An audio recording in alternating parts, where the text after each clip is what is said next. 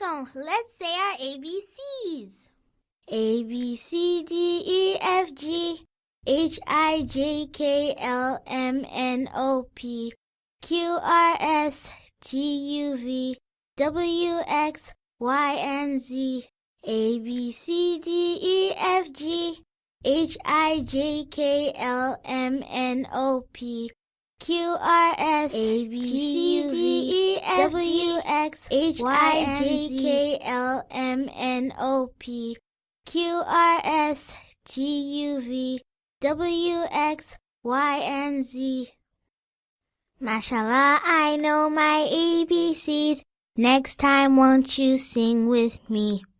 Thinking of going to uni or college? While you're studying, you'll have two main costs: tuition fees and living costs.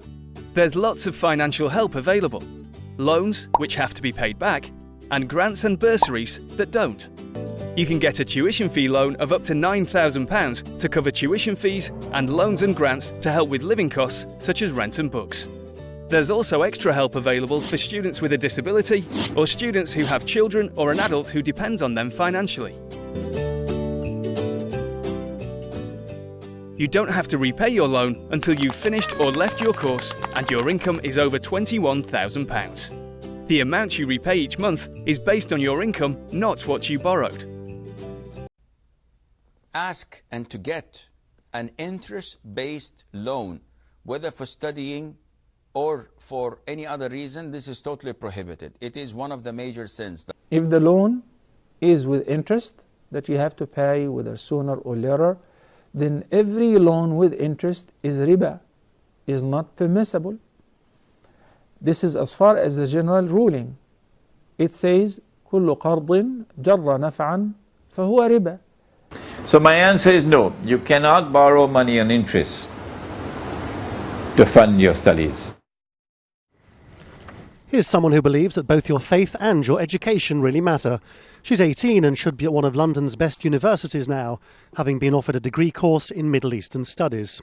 But as she was about to start her course, she realised that as well as a 3-year student loan worth $40,000, she'd have to pay 3% interest on top. And for a devout Muslim, that was unacceptable. I was really upset because I'm the type of person that loves to study, and studying on for another 3 years, that's what I really wanted to do.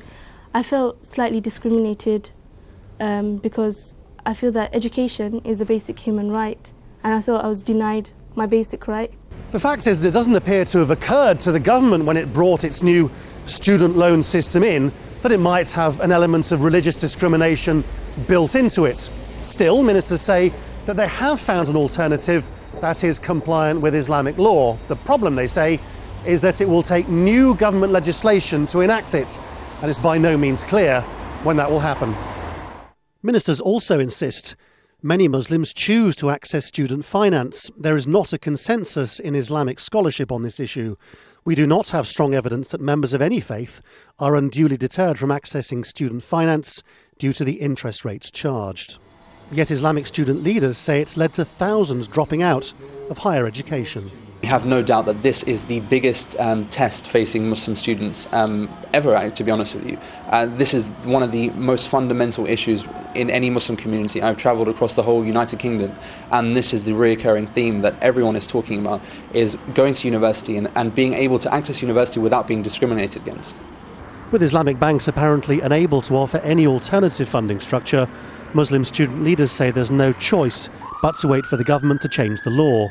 In the meantime, people like Masouda face a hard choice whether to pursue their educational ambition at the expense of their faith. This week, hundreds of thousands of students started classes at colleges and universities, and one thing is increasingly clear.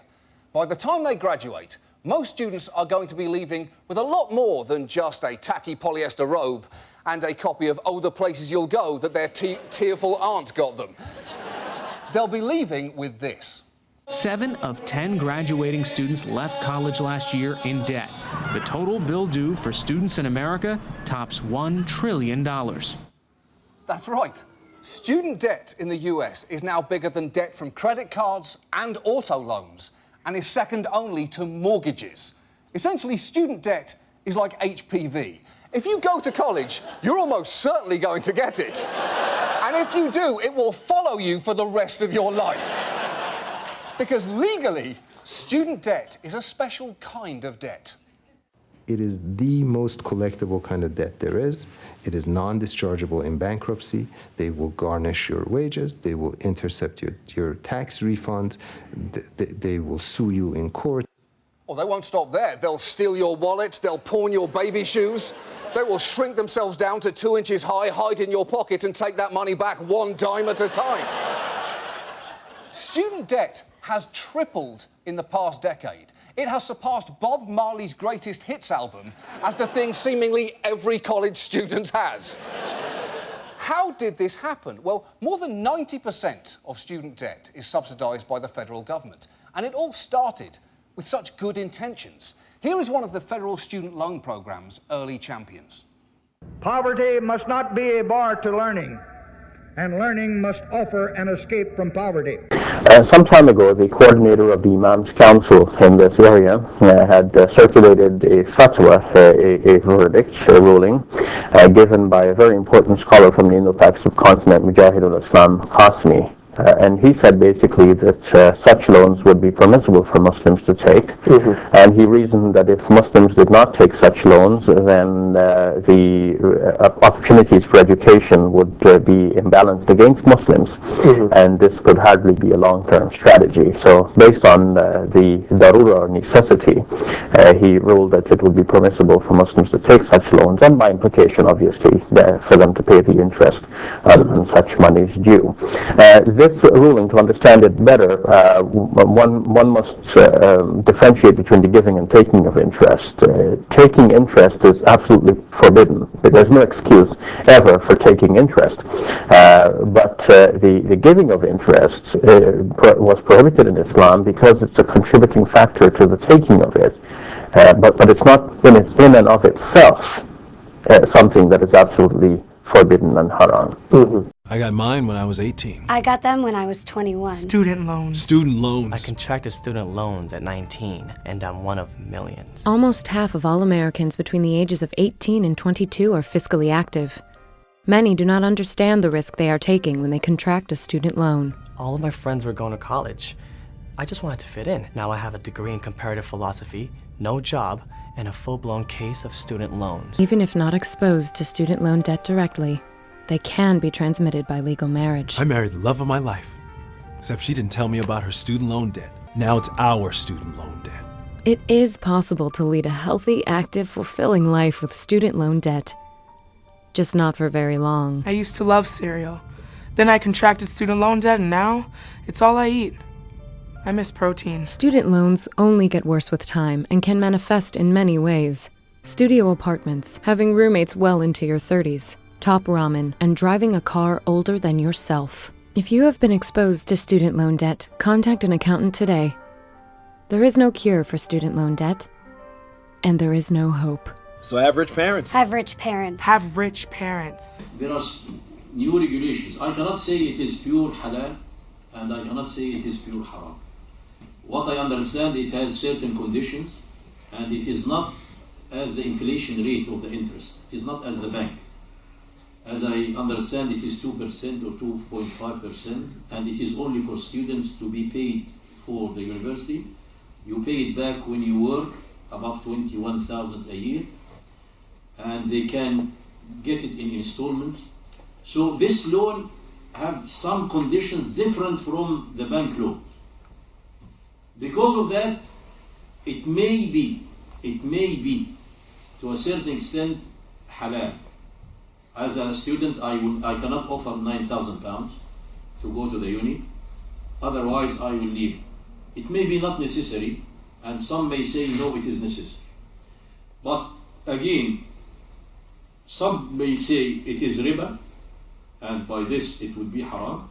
Some may say it is not clear riba, and by this we may say it may not be haram. I cannot judge it, really. That's it. Allahu A'lam.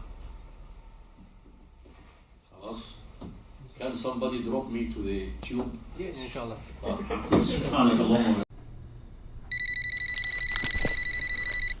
Hello? Hi, Emily. This is Robbie calling about your student loan. Wrong number? You need to pay now or die. As if. Put down the magazine and listen to me, Emily. You're 168 days delinquent. If you can't get a job and contribute, then there's no reason for you to live. I'm calling the cops, you creep. Grave mistake.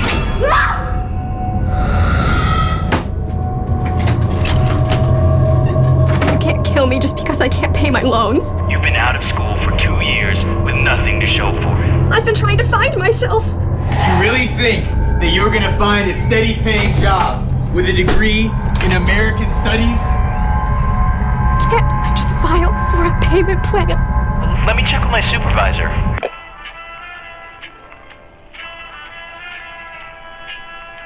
No, you're gonna die. You can't pay your loans, but you can buy new shoes. They were on sale, I swear.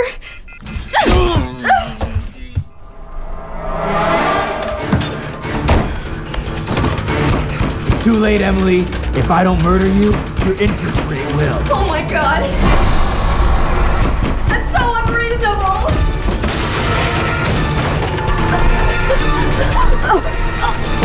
Careful. You're gonna hurt yourself like you hurt your credit score. I'll get a job, I swear. You, like, every time, I'm not gonna lie, me and the sister, every single time, wallahi, like every lesson we go to, you're talking about riba. And it was like a sign. Every day we're like, okay, yeah, it's just okay. And then at the next lesson we're there, riba. And then we're like, okay, fine, it's okay. And then you're like, riba. Like, it was like, well, every lesson you were telling us, riba, you know. So we just took it as a sign, you know. I was just so afraid, innit? There's no way I'm taking the uni loan out, you know. I'm not getting uni 100%, you know. University is not the problem. The problem is riba, the way to go to university. So obviously you can still study if you have the means to go. But obviously I don't have the means to go, right? So I can't really go to university through riba because it's haram. And I just thought, you know what? I'm just gonna leave it to Allah, innit? Yeah, I'm gonna do the right thing. Yeah, I'm gonna say, you know, I'm not gonna take this loan. I'm gonna leave the rest to Allah, innit? And it was hard, bro. Looking like there were times where, you know, I'm sitting in my room, and I'm just sitting there and I'm just thinking, like, bro, what am I doing, innit? Like, please, Allah, just show me a sign. And no signs were coming in. It was peak. You know, I'm trying to pray my Qiyam al-Layl and everything, and I'm trying, and it's hard. Allah, it's hard, man. Especially when your parents, like people you love the most, and that. See, by the way, another question: who gives you the loan? The government or the university? It's but from the government. Yeah, the government. Yeah. And the government, who owns the universities? The government. It depends. It can also be private universities. See, yeah. if these loans are provided, generally speaking, brothers and sisters, if these loans are provided by the government to the citizens, yeah, to study in governmental universities, governmental institutions, not the private ones, then that is not a typical loan. Although we call it a loan and we call the interest on it as interest, but that is not a typical loan, and the interest on it is not a typical riba. Why is this? Because as if the government selling you the seat in the university. Yeah? The government is selling you the seat in the university, telling you, you study, okay, to study medicine or to study engineering, you have to pay me this much amount of money. So they are selling you a service with certain conditions. Okay? This is one way to look at it, which means that it is not a loan. Yeah? The government is not giving you a loan. On the other side also there is another element, which is you can look at it, if it is from the government, that the government is having an investment contract with you. They are investing in you and they are telling you, take this much amount of money. If they are giving you maintenance loan, for example, the government is telling you, take study in the university, take this much amount of money and to study in the university, and once you are qualified, we will share the profit. We will share the profit. Okay? This is like an investment contract, because the government has a duty towards you as a citizen. Okay? And the government is not giving you money to take more money in a fixed way. No. The government is providing you with this service to study. Yeah? And it might give you money to help you to study. So you are going and investing in this. Yeah? And once you are qualified, you start working and earning money and then sharing the profit with the government. Even if we say the profit is fixed, the amount of profit that you need to share with the government is fixed according to the Malikis or other scholars, that is allowed. Yeah? So that is again another way of looking at it, and hence, generally speaking, I believe that the student loans given by Western governments, or most of the Western governments, to students with those conditions or with similar conditions, that if you, for example, if you don't earn, you don't pay. Yeah? If you don't work, you don't pay. If you reach the age of retirement, then you don't pay, which means that it is not a typical loan. And furthermore, the government is the one who controls the universities, or the government is the one who owns the universities, and you are studying in one of those universities. These are the general features. If those general features are there, okay, I don't think that this so-called student loan is a riba-based loan, and I strongly believe that you can take it. Especially it is a relationship between you and the government that has a responsibility on you, or towards you, responsibility towards you. I don't believe that it is riba, and then you can use it, inshallah.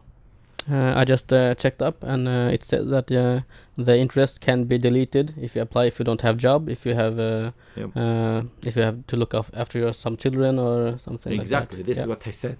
Yeah, this is what I said. Most of the Western countries, they treat it like this, because it is a kind of help provided by the government to the students or to the citizens. Yeah.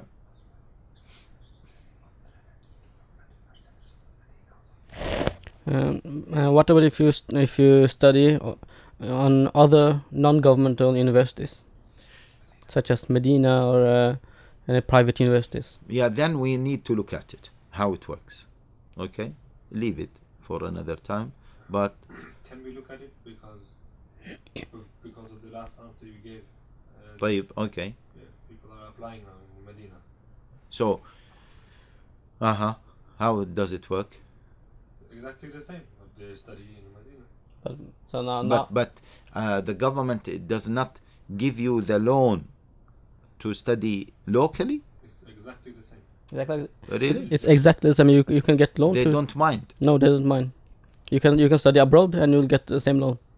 Then same applies. Yeah, same. This in fact, this makes it an investment contract, whereby the government is telling you, take this money, go study, build yourself, have a degree, work, then we will share the profit.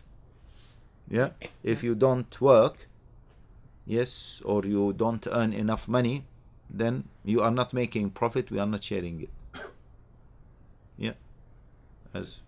And by the way, I remember that a brother Brother Umar Sulaiman, mashallah, who is well acquainted in Islamic finance, he is the one who interpreted like this in the beginning. And then I remember visiting Professor Sami Swalim. He's an expert in Islamic finance. He works for IDB, Islamic Development Bank. and he's expert. He authored a number of books, and he speaks good English. He studied in America as well. He's specialized in Islamic finance, and we discussed it, and he completely agreed that this is the way to look at it. It is an investment contract. Yeah, it is not a typical loan. There is no element of loan. A loan means you have to pay it back as it is, with if you add a surplus or so-called interest, then it becomes riba. Otherwise, it is not a typical loan. We need to look at it from a different angle. Yeah. جزاكم الله خير شيخ. Assalamualaikum. Let's say our ABCs. A, B, C, D, E, F, G, H, I, J, K, L, M, N, O, P, Q, R, S, T, U, V, W, X, Y, and Z. A, B, C, D, E, F, G, H, I, J, K, L, M, N, O, P, Q, R, S, T, U, V, W, X, Y, and Z. A, B, C, D, E, F, G, H, I, J, K, L, M, N, O, P, Q, R, S, T, U, V, W, X, Y, and Z. A, B, C, D, E, F, G, H, I, J, K, L, M, N, O, P, Q, R, S, T, U, V, W, X, Y, and Z. A, B, C, D, E, F, G, H, I, J, K, L, M, N, O, P, Q, R, S, T, U, V, W, X, Y, and Z. Mashallah, I know my ABCs. Next time, won't you sing with me?